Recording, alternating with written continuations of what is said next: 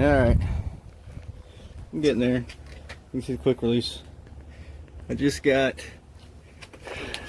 headliner out. I knew it was a problem because all the moisture I've been getting in here and it was trapping it up top. It was redone, but it was redone with cardboard and the cardboard had collapsed, so I will not be replacing this headliner. What I'm more than likely going to do is trim, bang, beat, whatever I need to do, but definitely going to be, getting all that rust off. It will be getting sandblasted. I'll be covering the windows from the inside when I do the blasting, and then I'll blast everything. But it's all free except for this, and this comes off super easy. So it's all gonna get redone. Scott Drake aluminum would be nice, but I don't want to spend that kind of money, so I'll do Trevor Vander aluminum. I'm gonna reseal the windows. I might just pop them out because some of them are leaking. I know for a fact that one's leaking over there.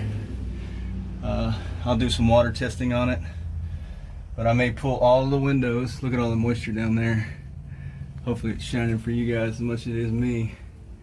But I gotta redo the trim on the outside of the windows. It's stainless. I'm gonna do it in black, satin black, and then yeah, all of this is gonna get blasted, vacuumed, painted, sealed, complete coverage with a sound deadener, except for the wheel wells, because I really think that I'm gonna end up doing a mini tub.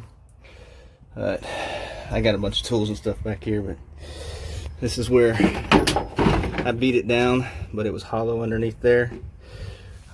The other one I started banging on. You can see towards the back there by that black clip.